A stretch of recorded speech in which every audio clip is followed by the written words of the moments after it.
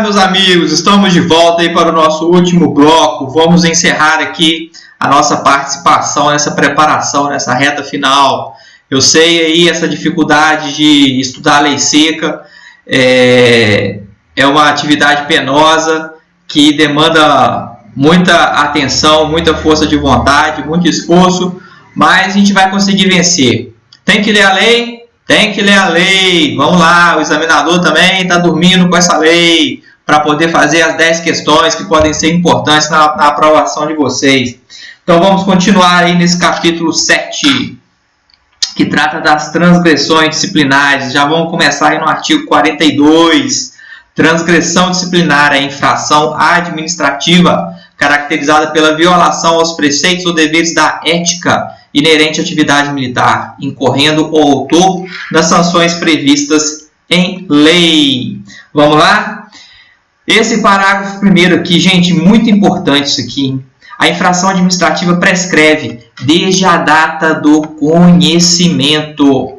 Conhecimento não é da data do fato, ou seja, de quando aconteceu aquele fato, do dia que foi praticado, mas é quando chega ao conhecimento da autoridade administrativa, para que possa tomar as providências. E como que é essa prescrição? 1 ano para as transgressões leve, 2 anos para a média e 5 anos na grave. Da data do conhecimento, não esqueçam disso. 1 ano no caso de leve, 2 anos no caso de média, beleza? E 5 anos no caso de transgressão grave.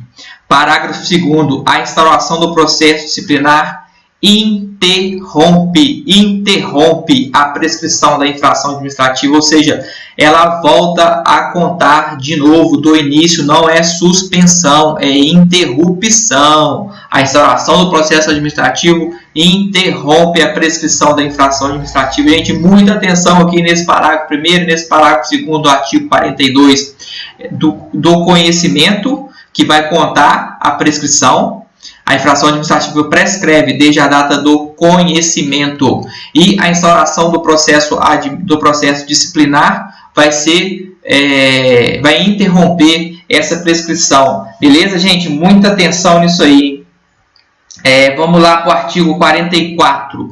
Só passando rapidinho algumas transgressões de natureza leve. Eu chamo a atenção aí de vocês a do inciso 3. Usar ou portar em serviço armamento não regulamentado ou determinado. Tem um salvo aí, uma exceção, salvo autorização do comandante ou chefe direto. Beleza? Também o inciso 4. Dirigir-se ao chefe do Poder Executivo ou autoridade militar sem obediência à cadeia de comando acerca dos assuntos institucionais. Ou seja, como a Polícia Militar está organizada em hierarquia e disciplina, você não pode dirigir-se ao superior lá do topo da cadeia diretamente. Você tem que seguir a ordem hierárquica, sob pena de estar cometendo aí uma transgressão leve, sem obediência à cadeia de comando acerca dos assuntos institucionais. Beleza? O 5 também reputo importante aí para a gente poder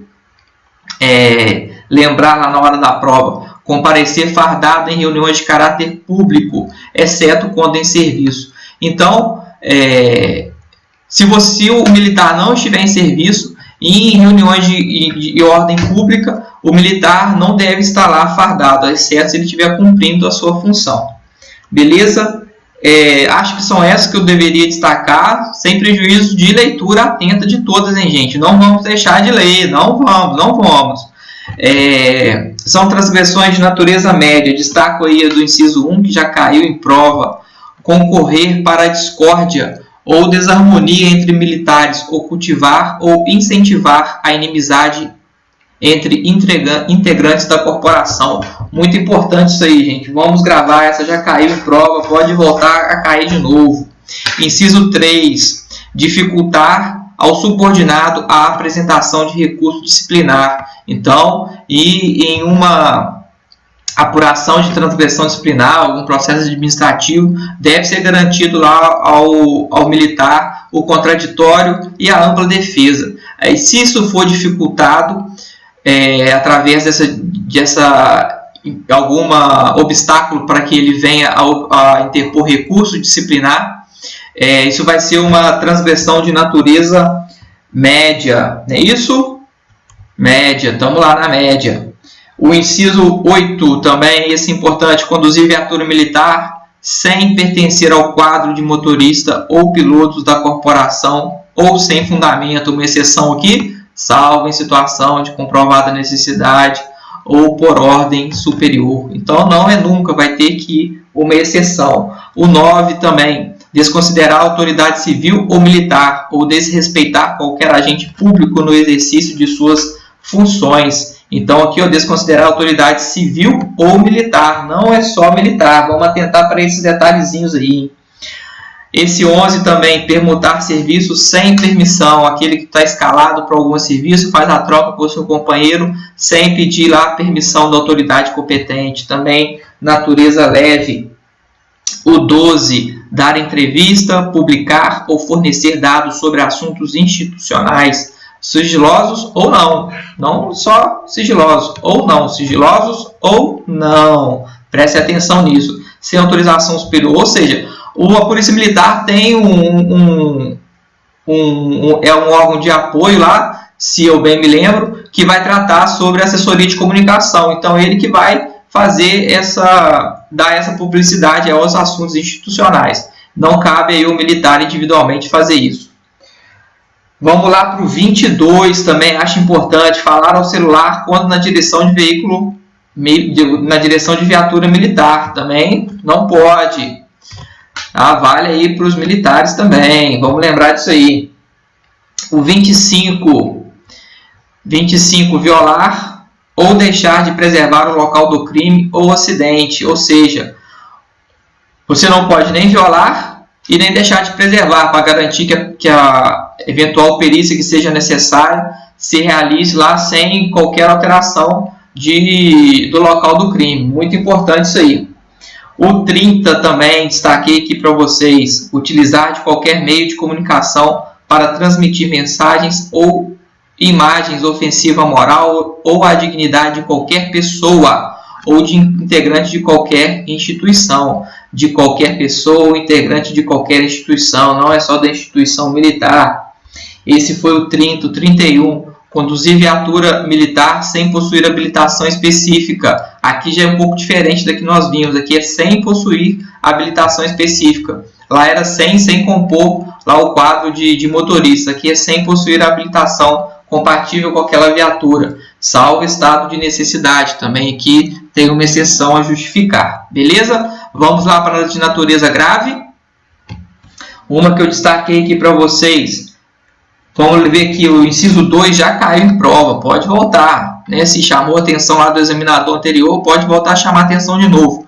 Fazer afirmação falsa, negar ou calar a verdade no âmbito da corporação. É uma transgressão grave.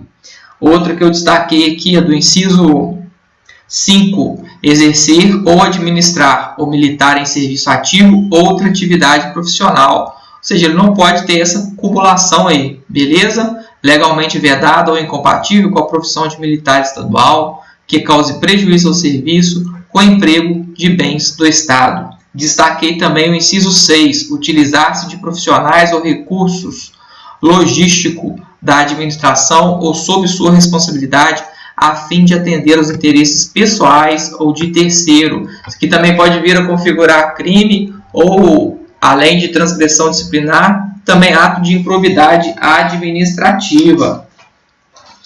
Outro que eu destaquei para vocês, o inciso 14, também de importância aí para a gente dar uma lida aí nesses incisos. O inciso 14, usar de força desnecessária ou de violência física verbal em ato de serviço ou não, maltratando, humilhando, constrangendo ou infamando qualquer pessoa ou deixar que alguém o faça. Usar de força desnecessária ou violência física ou verbal. Outro inciso, o 16, dirigir-se ou referir-se de forma desrespeitosa a superior hierárquico, censurando-lhe ato ou procurar desconsiderá-lo em círculo militar ou entre civis. Esse também destaco aí para vocês. 14, vamos lá para o 22. 22, valer-se do cargo para logar proveito pessoal ou de terceiro. Transgressão grave. Pode ser também improbidade administrativa ou crime também. Vamos lá? Esse é o 22. Vamos ao 25. Exigir ou solicitar qualquer espécie de donativo pelo serviço executado. Então, não pode receber nada pelo serviço executado, gente. Muita atenção nisso aí. E nem exigir qualquer donativo. 27. Andar ostensivamente armado. Ostensivamente armado. Claro que é garantido esse porte de arma aos policiais militares, mas não se pode ter essa conduta aí de andar ostensivamente armado em trajes civis. Isso vai configurar aí uma transgressão de natureza grave. Essa aqui dá para confundir, né? Talvez lá na hora da prova, naquele momento lá de ansiedade, achar que isso aqui não seria uma transgressão. Beleza? Destaco para vocês aí agora o artigo 48. Esse, que as transgressões graves constituem transgressões graves as condutas que violem os preceitos dos deveres éticos especificados nesse estatuto. Então, lá quando nós vimos quais eram os deveres éticos, a violação daqueles deveres lá também vai constituir transgressão grave. Não é média, não é leve, é transgressão grave. Preste atenção nisso aí. Destaco aqui também para vocês o 49, a classificação das transgressões em leve, média ou grave pode motivadamente ser alterada em decorrência de qualquer das situações lá do artigo 43.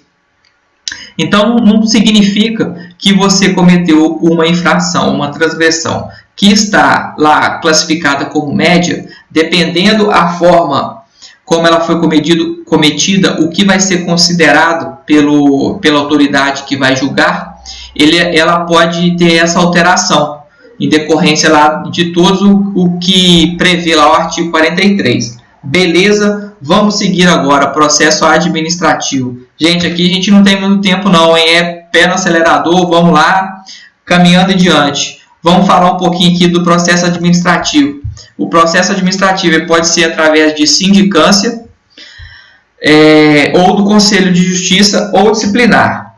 A sindicância, como a gente já falou um pouquinho ali, ela vai ser utilizada lá para os militares não estáveis, quando for o caso de aplicação de pena de demissão. E também, lembrando aqui, são dois recursos cabíveis aqui no caso de sindicância. Um é o pedido de reconsideração, que esse vai para a própria autoridade que proferiu a decisão, e o outro é o recurso hierárquico, se houver alguma o militar que sofreu ali a punição por alguma transgressão, se ele estiver inconformado com o pedido de reconsideração, ele vai utilizar-se lá do recurso hierárquico. Isso está lá no artigo 99, no parágrafo 1º, inciso 1. Adiantando aí para vocês, não sei se a gente vai conseguir chegar até lá aqui nessa exposição. Beleza? Então, a sindicância para militares, no caso de transgressão para militares não estáveis, quando for cabível a pena de demissão, você vai utilizar exclusivamente da sindicância, não vai ser necessário recorrer lá ao Conselho de Justificação ou Disciplina, que é para militares estáveis. Beleza? Quais são os recursos cabíveis no caso de sindicância? Pedido de reconsideração e recurso hierárquico. O pedido de reconsideração ele vai para a própria autoridade que proferiu a decisão. Se o militar continuar inconformado com aquela decisão, ele vai utilizar-se, lançar mão do recurso hierárquico, que é para a autoridade superior. Daqui a pouco a gente vai ver também alguns detalhezinhos nisso aí. Vamos lá? Artigo 51. A sindicância é o procedimento pelo qual a administração militar apura as transgressões disciplinares do militar, impondo penalidades, assegurando ampla defesa e do contraditório. Gente, sempre tem que observar aí a ampla defesa e o contraditório, seguindo o devido processo legal. Isso é uma garantia constitucional e que está replicada aqui nessa lei e que tem que ser seguido, sob pena de nulidade do procedimento. Vamos lá? Parágrafo único. A sindicância também serve para apuração de elementos, para averiguação de elementos de convicção para a promoção post-mortem invalidez permanente ou bravura. Então, lá no artigo 51, que ele vai falar que é para apurar as transgressões disciplinares do militar, tá, impondo as penalidades, e também ela pode ser para apuração dos elementos de convicção para a promoção post-mortem, invalidez permanente ou bravura, nesses casos aí, beleza? Então a sindicância, além de ser para apuração de transgressão, também vai servir para esses casos aqui. Destaco para vocês agora o parágrafo 1º aí do 52. O sindicante, para a formação do seu convencimento, ou seja, a autoridade que está conduzindo a sindicância, pode requisitar o sindicato em qualquer fase, requerir o sindicato em qualquer fase do procedimento. Então, olha só, ele pode ser requerido até a prolação lá da decisão em qualquer fase. Se a autoridade responsável por conduzir a sindicância vier a ter alguma dúvida depois que for instruído todo o processo de sindicância, ele pode vir a requerir o sindicato. Também destaco aqui para vocês o artigo 53. O prazo da sindicância ela vai se concluir em 30 dias, certo? Da publicação da portaria instauradora, ou seja, o que dá início à sindicância é uma portaria que vai nomear o sindicante e que vai fixar lá o prazo para ele cumprir. Esse prazo pode ser prorrogado por 20 dias, a critério da autoridade competente. Beleza? Então, 30 dias podendo ser prorrogado por 20 dias. Destaco aqui também no artigo 54, podem ser designados sindicantes os oficiais ou aspirantes a oficiais. Vamos gravar isso aqui? Aspirantes a oficiais também podem ser nomeados como sindicantes, a autoridade que vai conduzir aí a sindicância. A critério da autoridade instauradora, que é quem vai expedir a portaria para dar início lá à sindicância. Então, aqui agora, os conselhos de justificação e disciplina. Também, aqui, como a gente viu lá, quando o militar for estável, ele vai estiver sujeito à pena de demissão, ele vai ser sujeito ao conselho de justificação ou de disciplina. E, como a gente falou lá no caso de sindicância, aqui o recurso cabível vai ser somente um, que se chama apelação. O recurso cabível, no caso dos conselhos de justificação e disciplina, é a apelação. Beleza? Vamos lá, destaco aqui os 55. Os conselhos de justificação e disciplina destinam-se a avaliar, do ponto de vista da ética e da disciplina militar, a capacidade militar estável de permanecer no serviço ativo da corporação, assegurando, então ele vai averiguar a capacidade de permanecer no efetivo do militar estável, de permanecer no serviço ativo da corporação, assegurada aqui também o contraditório e a ampla defesa, devido ao processo legal, gente, tem que ser respeitado. E aqui, como nós dissemos, ao militar estável.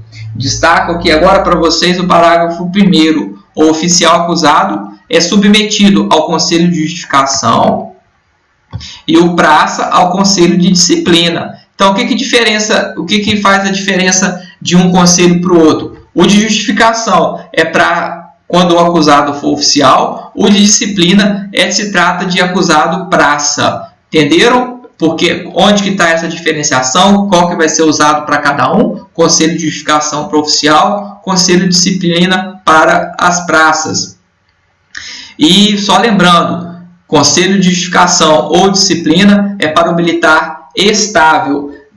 Da decisão que for proferida, ela cabe recurso de apelação. E é para militar estável quando se tiver a possibilidade de aplicação de pena de demissão.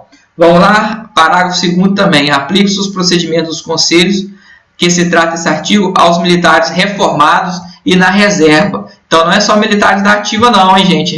Militares reformados e na reserva remunerada também estão sujeitos. Beleza? Aqui do artigo 57, é submetido ao Conselho de Justificação e Disciplina o militar que... Eu destaquei aqui para vocês o único inciso que foi único mesmo. O 6. Tenha sido condenado por prática de crime doloso pela justiça comum ou militar. Então não é só militar, pela justiça comum ou militar. A pena privativa de liberdade superior a 2 anos, com sentença transitada em julgado. Então, é depois do trânsito, ou seja, depois que não couber mais nenhum recurso, que já tiver transcorrido todos os prazos recursais, não for possível mais nenhuma alteração lá da decisão tomada, é que ele vai ser submetido aí ao conselho de justificação ou de disciplina. Se ele for condenado, lembra que eu falei para vocês lá no início, são instâncias independentes, tanto a administrativa, tanto a criminal como a civil.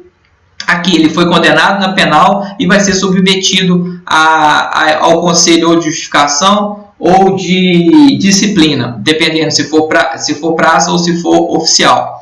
E caso ele tenha sido condenado lá na instância criminal por crime doloso, pena superior a 2 anos, com sentença transitada em julgado, que não comine a perda da função pública. Beleza? Outro que eu quero destacar aqui para vocês agora é o artigo 58. Qual que é o prazo? O prazo é de 50 dias que o Conselho vai ter para poder fazer as apurações e proferir a decisão, computados a partir da sessão inaugural para a conclusão de seus trabalhos. Pode ser prorrogado por mais 30 dias, prorrogado pela autoridade nomeante em até 30 dias. Beleza? Eu acho que aqui era isso. Vamos lá para o comportamento militar. Gente, não deixem de ler os outros dispositivos que eu estou apontando aqui para vocês, o que eu julguei que pode ser relevante e que pode ser importante na prova de vocês. Beleza? Só um destaque aqui para vocês. Nesse ponto, eu pude perceber que no concurso anterior, o examinador se fixou muito até o artigo 40, artigo 50, e depois ele foi lá, fez uma questãozinha lá do 118, salvo engano.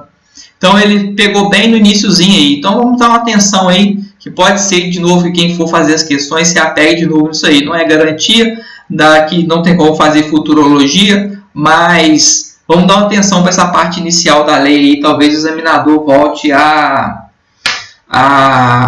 se ater a esses dispositivos iniciais, tá? Agora aqui eu gostaria de destacar o artigo 65, do comportamento militar da praça, é classificado. Então, se restringe à praça, beleza? Ele pode ser excepcional, ótimo, bom, insuficiente. Então, quais são a classificação aí do comportamento militar?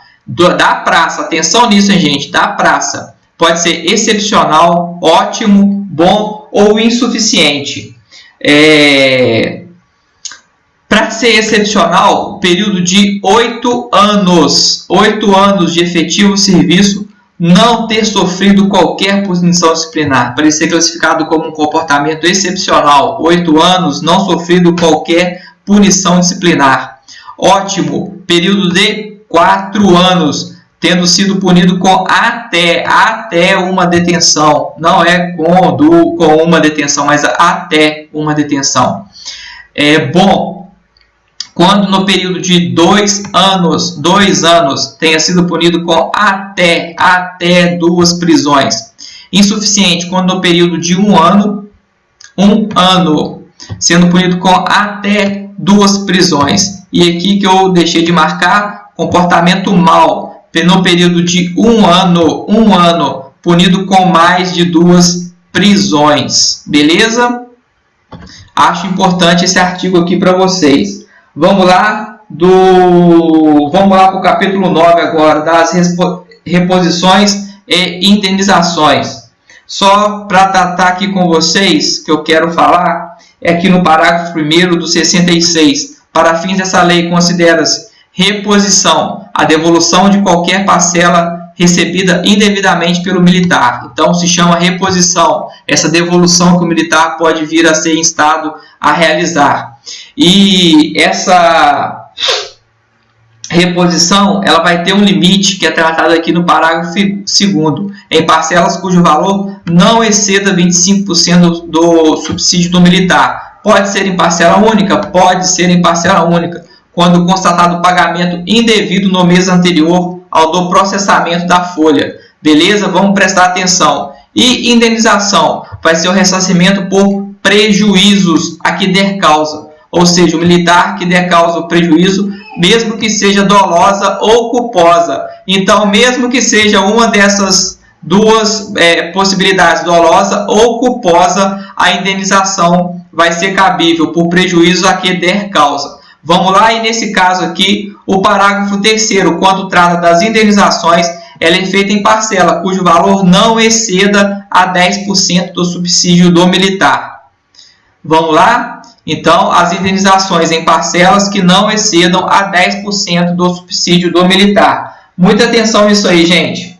Vamos lá agora para os direitos dos militares, lá no capítulo 10. São direitos dos militares. O que eu quero destacar para vocês aqui, que a gente já vem falando do que é estável, o que não é estável, aqui no inciso 3, o a estabilidade quando praça aos 3 anos de efetivo serviço prestado na corporação. Beleza? Vamos lá, vamos seguir adiante. A linha E agora. O auxílio natalidade também. O que tem o auxílio natalidade? O auxílio natalidade, eu quero destacar para vocês que lá no artigo 69, vamos fazer esse link aí da linha E do inciso 3 do artigo 68 com o artigo 69, que é muito importante. O auxílio natalidade é devido ao militar por motivo de nascimento de filho em quantia equivalente ao subsídio do cargo efetivo do soldado vigente à época do evento. Ao subsídio do cargo efetivo do soldado vigente à época do evento. Beleza?